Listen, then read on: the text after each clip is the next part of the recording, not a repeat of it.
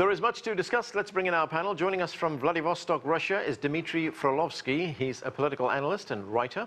From Moscow, Dmitry Babich is a political analyst for Sputnik International. And here with us in the studio is Yun Sun.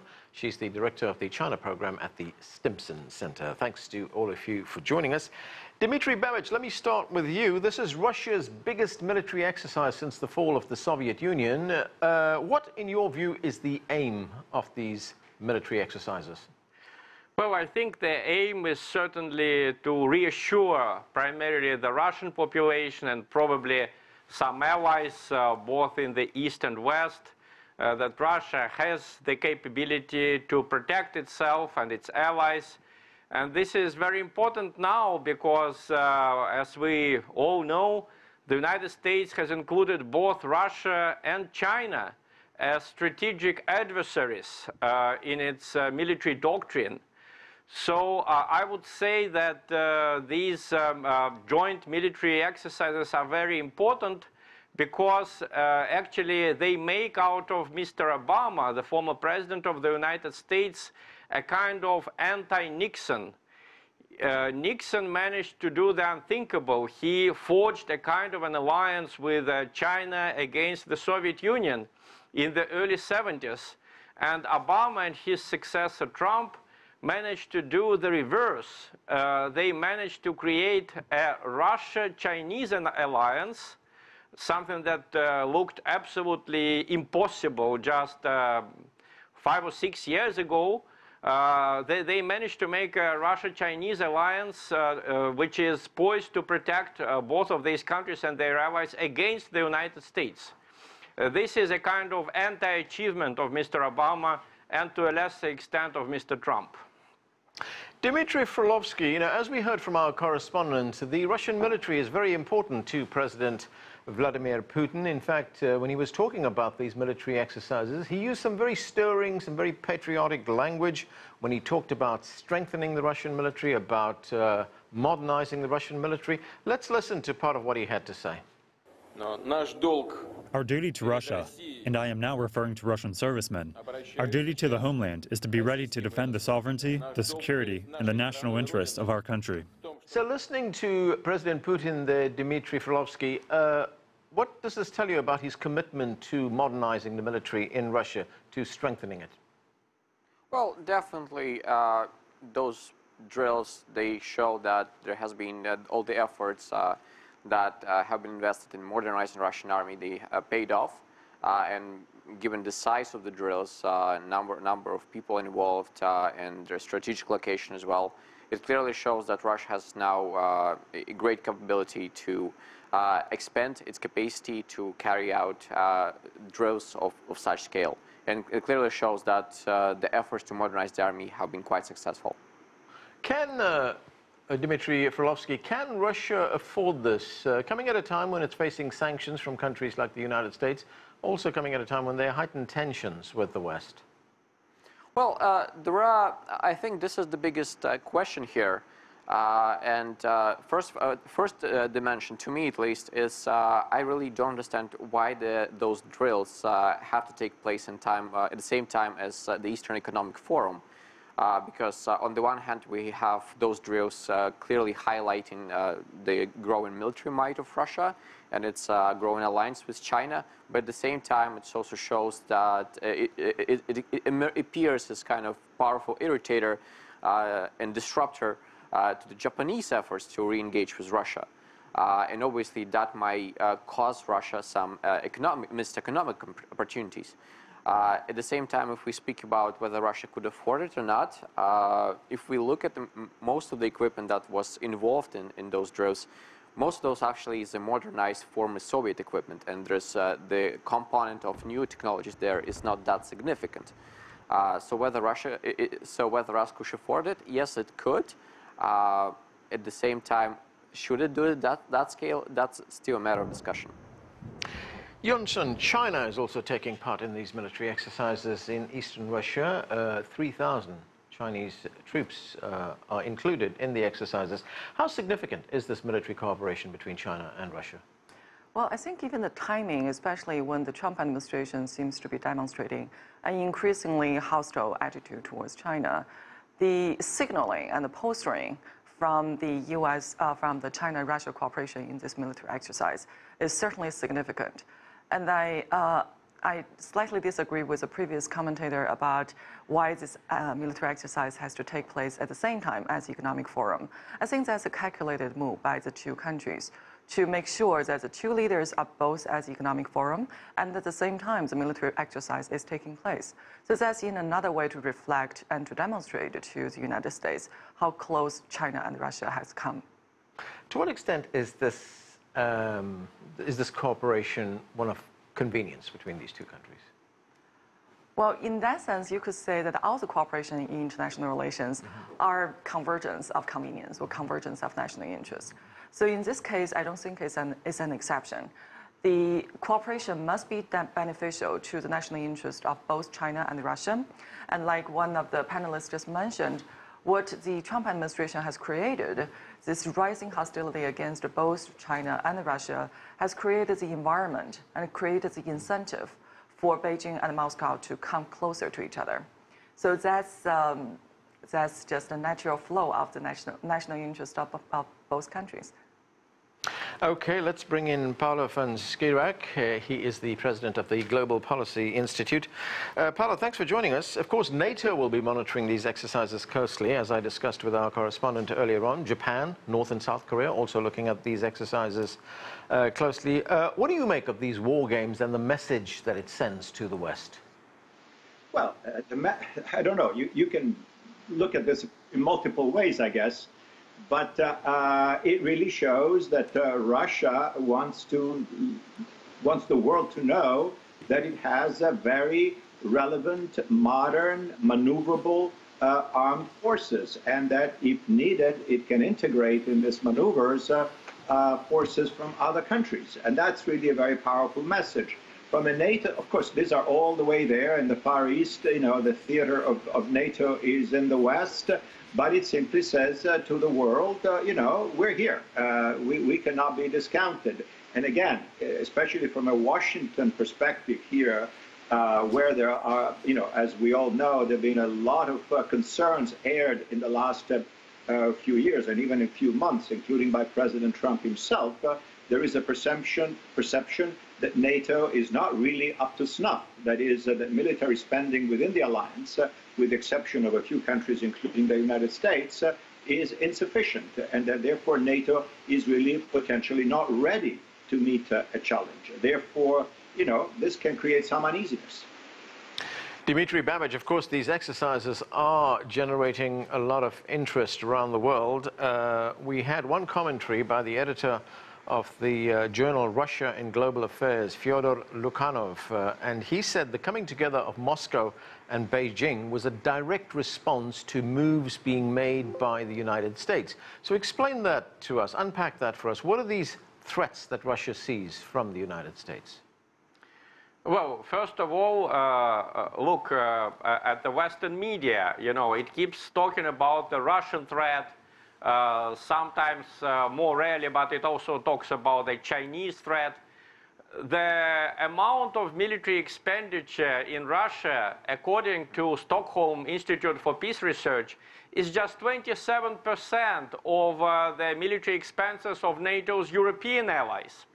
And that does not include the United States, which spends on its defense 11 times more than Russia. So the superiority, the military superiority is, of course, on the side of NATO, on the side of the United States and the European Union, Japan, their allies. There's absolutely no doubt about it. But the message that Russia and China want to send is that we can cooperate. We may not be stronger than you. Actually, we don't need it because we don't want to attack you.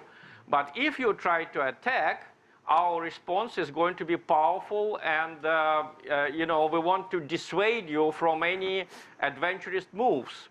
As for the threats, just look at the recent statements from President Trump. Look at the recent statements from the British Prime Minister Theresa May. She accused Russia of being a barbarous country. She accused Russia of barbarity based on that very shady story of the Skripal's poisoning in the UK. You know, the point is that Russia has shown the two suspects. They talked to the press here. The British have not shown the Skripals. They never talked to the press. They never gave press conferences. They only read statements from ready-made English texts translated into Russian. So basically, the amount of hostile attitudes, the amount of hostile documents, not just speeches. Look at the NATO's documents since 2014. They describe Russia as a threat, as a potential aggressor. You know, the NATO troops are now on the territory of the former Soviet Union. British are in Estonia, which is a former Soviet republic right next to St. Petersburg. There are also several thousands of Canadian, German, and British troops. You know, Germans are in Lithuania, Canadians are in Latvia, the Baltic states. So of course, Russia feels threatened, and of course, this is one of the aims of President Putin when he organizes these exercises on the territory of Russia. I think the primary message is to Russians. We can protect you, and also it's a very important message to the West. You are stronger than us, but still we cannot be discounted. We will die together if you attack. Dmitry Frolovskiy, I want to get back to something you talked about earlier on, and that is the larger relationship between Russia and China. President Putin met with President Xi Jinping of China at the Eastern Economic Forum, and President Putin said, and I'm quoting here, he said, "There is a trusting relationship with Beijing in politics, security, and defense." And I'm wondering, to what extent is this a change in the relationship between these two countries? Because, as the Reuters news agency reported, relations between these two countries has been marked in the past by sort of mutual wariness. I think, again, if we look at the Russia-Chinese relations in retrospective, and obviously they were marked by lots of controversies in the past, but everything again has changed, and primarily the major factor of this change was obviously is the struggle that between the United States, between Russia and the West. Sanctions and the pressure that Russia is experiencing right now is pretty much erasing all of these concerns that Kremlin nurtures against China, and pretty much pushes Russia towards China. So whether Russia has choice or not, it has to embrace China right now. It has to get away from all of the controversies and sort of awareness that it had about China.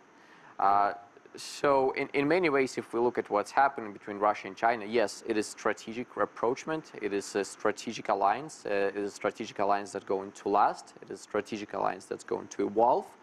And it is going to last for decades, clearly. And the more trade turnout we see between Russia and China, growth in trade turnout, the more dependence we see, the more Russia will depend on China in the future. Yunsun, we hear very often that the world is changing, that there are shifting alliances around the world as well. When we look at this relationship between Russia and China, is it something that will endure? Is it resilient? Well, here I think the Russian narrative and the Chinese narrative are actually quite different from each other. Like, the Russians would like to portray this emerging coalition as an alliance, as a new Russia-China alliance, vis-a-vis the West. And from a political point of view, from a security point of view, even ideological point of view, there are some truths to it. The China and Russia share a lot of common perspective coming to the domestic politics or international politics. However, in the Chinese foreign policy, no alliance or no security alliance with foreign countries is pretty much a mantra that has been there for a very long time. So in the Chinese narrative, this relationship with Russia has always been described as alignment rather than alliance. So, and the significance of that is alliance suggests mutual defense. When one country is under attack by a foreign power, the other country is obligated by treaty to come to their defense. I don't think that applies yet to this current coalition. But it certainly doesn't rise to the level of a treaty. It certainly has not risen to the level of a treaty. Like the Chinese definition of a partnership with Russia is what they call the strategic coordinative partnership with Russia, which is different from strategic cooperative with a partnership with other countries. And coordinative, meaning that on strategic issues, security issues, political issues, China and Russia will coordinate with each other, and they will consult each other on a joint position on certain issues. But it has not risen to the level of an alliance where two countries are committed to the mutual defense of each other. Paolo, getting back to the Western response to what is taking place right now, we heard from Dmitry Babich earlier on telling us about the threats that Russia sees coming from the West. And if we look at NATO's posture in Europe, if we look at some of the language coming out of Western capitals, is this a valid fear that the Russians have? Well, look, with all due respect, absolutely not. If anything, what we have seen in the last few years regarding NATO as a whole, as an alliance, if we look at defense spending, it has essentially collapsed. Most NATO countries are incapable, as of today, of meeting even very modest obligations that they solemnly took years ago to increase defense spending up to 2% of GDP, which is rather modest. Again, sure, if we look at big numbers, and especially if we count here U.S. defense spending, I absolutely agree. It's much more significant than that of Russia or even China, or even Russia and China combined for that matter. But to argue that NATO represents a threat, a direct threat, because there are a few Canadians in Estonia or wherever they may be, I sincerely doubt that they are poised to march onward anytime soon at the drop of a hat and march towards St. Petersburg or Moscow. Therefore, it may be expedient, certainly it is, for Russia to portray the West as a potential threat, and for domestic purposes to rally the Russian people and to show them through these maneuvers and other exercises, including this hints of new cooperation with China, that Russia is indeed relevant, that is strong, that is ready, etc., etc. Yeah. But again, looking at the facts on the ground, to assume that this is done because there is a credible, imminent threat from NATO is simply not credible. Dmitry Babich, what do you make of that? Well, just a few years, it looked absolutely impossible that a military conflict between Russia and the West would be in any way possible. So I understand what Paolo has in mind when he says that there is no threat. But the situation has changed dramatically. Ukraine, which was indeed a neutral country during most of its post-Soviet history, is now a passionately anti-Russian regime, a very nationalist one, very poised to inflict any possible damage on Russia. And the documents of NATO, they keep talking about some Russian aggression against the Baltics. Just 2 years ago, when Mr. Obama was still in power, he had a meeting with the presidents of the Nordic countries, Finland, Sweden, Norway. He persuaded them to join NATO. And the New York Times reported that this meeting took place with what they call the Russian aggression against the Baltics in the background. Mm-hmm. Well, I can tell you, this is a fact. There was not a single border incident on the border between Russia and Estonia, Russia and Latvia, Russia and Lithuania in the last 27 years since their independence. But look at the map. The military people always look at the map. The British troops are at the distance of a 2-hour bus ride from St. Petersburg. St. Petersburg is the second Russian capital. The headquarters of the Russian Navy are there. Of course, military people are concerned. Okay. And of course, due to the rhetoric that we have coming from the UK, people naturally are concerned because Prime Minister May talks about some kind of an aggression, a chemical attack, huge hostility between Russia and the UK. and they have their troops just in a bus ride from St. Petersburg. Okay, I want to move on. Dmitry Frolovskiy, when we look at Russia, I mean, we're talking about a nuclear power here, and I mean, this is a question that'll probably be asked around the world. You know, if there is going to be a confrontation between Russia and any of the countries in the West, I mean, is there much point in talking about these kinds of conventional military exercises that we're seeing right now? Wouldn't it not very quickly escalate into a nuclear confrontation? Well, I think this could bring us exactly to the debate that many Russian strategists had in the mid-2000s or even beginning of the 90s.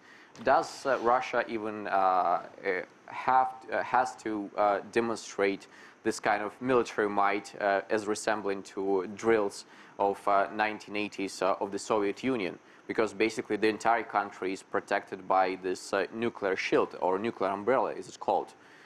So I think it's still a debate, and it's no wonder that many people in the West, when they look at those kind of current drills of Vostok, that obviously looks threatening, and that looks much more threatening than what we see perhaps as what my current Dmitry Babich referred to as some drills that took place next to Russian borders.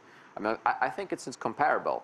And I pretty much see that there's a real understanding of what's the point of those drills, whether to show it's Russia reproaching with China, to show whether Russia is actually ready to defend its border, or to show that Russia is actually prepared to do some aggressive moves.